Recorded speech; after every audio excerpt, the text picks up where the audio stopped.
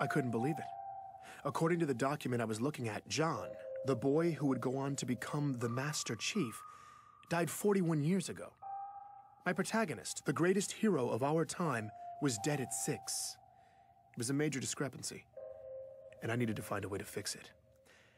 I'm Benjamin Giroux, and this is Hunt the Truth.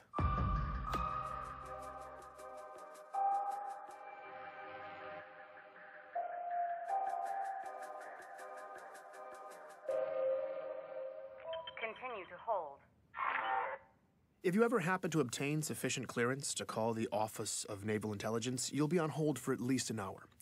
If you ever happen to get a call from them, you will also wait an hour. And in the end, they never unblock the video, so you just end up talking to a really crisp insignia. I am waiting to talk with Michael Sullivan, hoping he can help me with my little records problem. Continue to hold. And it's been 85 minutes. Michael Sullivan, also known as Sully, works for the ONI in public relations. If it seems odd to you that the most secretive agency in our government has a PR department, you're not alone. But that's not something I'd mention to them. Besides, Sully had hooked me up with the assignment in the first place. I was grateful for the opportunity. Office of Naval Intelligence. Public Relations. Ben. Hi, Sully. Hey, yeah, thanks for taking my call. Absolutely. How are the sources? Up until this point, I'd had no problems with the story. All my facts had been lining up nicely, but now I had an obscure document from the far reaches of the galaxy that listed John as deceased. This contradicted everything. I needed Sully to make it make sense, and thankfully, he did just that. Welcome to the outer colonies. Nothing makes sense out there. No, I know. It's just, I just want to make sure that I button up all the details. And that's what you're doing. Look, Ben, it's the far reaches of space out there, and the planet you're talking about was glassed to hell. You know just as well as anybody that if there are any local records, they're a mess. Okay, so I felt a little stupid. Sully was right. It's a real problem in the outer colonies. Planets destroyed by glassing have bad records. Every researcher knows this, and every researcher knows that questioning that fact is standard fodder for conspiracy theorists. It's a cover-up. That's government secrecy 101. That's a message I received last week from a man named Meshach Maradi. He's one of many truthers out there who've come out of the woodwork since I started doing this story. Apparently, he heard I was investigating the Master Chief. Meshach seems less ridiculous than most of the characters who've been filling up my inbox, but he's definitely been the most persistent. He's left me a message every day for the past 2 months. I never respond, but I did find the timing of his last message pretty funny. Let me guess. The government is telling you that the records don't make sense because the planet was glassed, right? That's what they tell you. Technically, Meshach was right. That was what the government was telling me. But unfortunately for Meshach's theory, it was true. Glassed planets have bad records. John's childhood friend, Ellie Bloom, has dealt with this reality her whole life. I recalled what she'd said in her interview. I mean, it can be hard enough out here trying to do business between planets that haven't been glassed. There's so much upheaval. Keeping track of personal records, financial documents, medical records, it's a total crapshoot. In retrospect, I'd probably been asking for this kind of hiccup. Getting cute with the research, opening up a rat's nest of old paper records, and for what? All I dug up from slogging on my own was a few hazy kindergarten stories from Ellie and a nonsensical death record. But things were looking up. Sully had arranged a face-to-face interview with ONI Vice Admiral Gabriela Dvorak. That not only got me off-world, but it was on board the newest Autumn-class heavy cruiser, the UNSC Under the Breach. Got a private shuttle up, full luxury. They had me riding in style. When I came aboard, Dvorak even greeted me personally. Now, civilians aren't normally allowed on board an active-duty ship, let alone given this sort of attention. Please, call me Gabriela. Okay. This was not the kind of hospitality I was used to. What brings you way out here? Work. She told me she was on a detachment and in the neighborhood. I guess I lucked out. The white glove treatment continued, too. Captain's mess, officers' quarters, the whole thing. By the time we finally got to her office for the interview, Dvorak could have said anything, and I'd have been thrilled. But she's the real deal, and she jumped right into it. It was that finally moment. After all the fighting was done, I was helping lead all the prisoners out of the containers. As a lieutenant in the UNSC, Gabriella not only took part in the ground operations that freed John and countless others from the rebel labor camps in Elysium City, but she remembered the 13-year-old as well. She described the liberation. When you saw them, what had been done to them, you realized who you'd been fighting to save. The aftermath of it, it was ugly. Everyone was streaming out into the daylight, squinting, limping, just gray and fragile and sickly. Their backs were hunched, all their eyes just staring at the ground. I mean, they looked dead. That's when she saw John. He was sticking out like a sore thumb.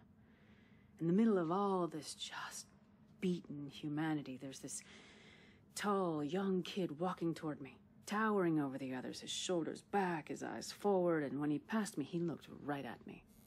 Looked in my eyes.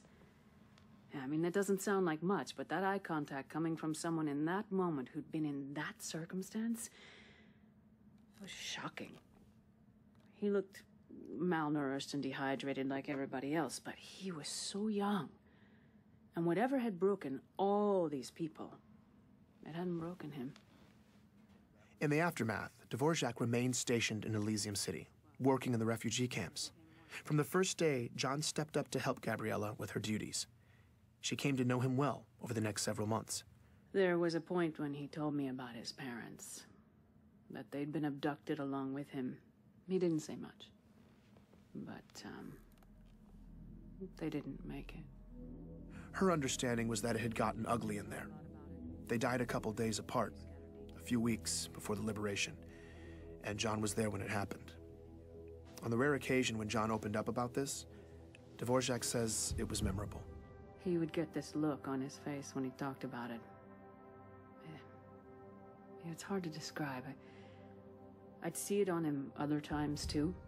He seemed to feel the weight of all that had happened, but still, he was calm.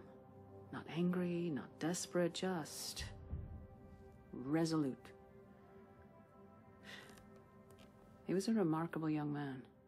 Like so many people at the time in Elysium City and throughout this region of the galaxy, John had lost his home, his family, everything. People packed up whatever they had left, got out of town, and most never looked back. But Dion Govender, John's boxing coach, said many of them found a way to get some measure of closure. Yeah, definitely. We all got separated and spread out across the planet and the colonies, but some of us were able to cobble together a list of names. I don't know, kind of a memorial that grew longer as we got more information. Yeah, I remember seeing John's parents' names on the list early on, but not John. After he missed that last practice, never saw him again, but I remember thinking, that's okay. You know, as long as I never see his name on this list, that's okay. And I never did. His will to survive left an impression on then-Lieutenant Gabriella Dvorak as well. I think John just didn't want to be a victim anymore. I remember him telling me he was going to enlist. He said he was going to make a difference. I've never been more sure of another person than I was of him when he said that. Out of the chaos of war, from the rubble, a young John was able to forge a purpose for himself. A purpose that would drive him to become the hero the galaxy would one day need him to be. This is the kind of turn in a story that gives me patriotic goosebumps. I was feeling genuinely moved on my trip back home. When I got there, though, Ellie Bloom was going to ruin all that for me. Hey, I just wanted to follow up with you about your story. I'm really confused. Okay, what's... Remember how I said I was going to tell my friend Katrina about it? Katrina was that other girl in John's neighborhood, the third wheel in Ellie's childhood stories of playing with John. Ellie had moved off planet in 2517, but Katrina had stayed. She said that John was dead. He died when he was 6. Wait, what? What? John was perfectly healthy, but then he just started wasting away. At first they thought maybe it was some autoimmune thing, and then they thought it was something else, and then something else, and then meanwhile he's getting all these tests, but the doctors couldn't figure it out at all, and his parents were panicking. It sounded horrible. Then John died. Just like that. I had no idea what to make of this. Ellie seemed convinced, though, so I got her to put me in touch with her friend Katrina. Katrina wouldn't let me record the interview, but this woman was adamant. I wanted to discount what she was saying, but she seemed to remember it so vividly, providing extensive detail, I couldn't ignore it. As far as this person was concerned, John was dead. Before I could even begin to wrap my head around that claim, though, here was the kicker from Katrina. John's parents were alive and well in Elysium City all the way up until Katrina left the planet in 2528, 4 years after their supposed death. She was wrong. She had to be thinking of someone else, or she was lying. Why would she lie, though? I had to admit she seemed pretty convincing, but it didn't make sense otherwise. I still thought I could fix the story, though. Make the pieces fit. Make it make sense.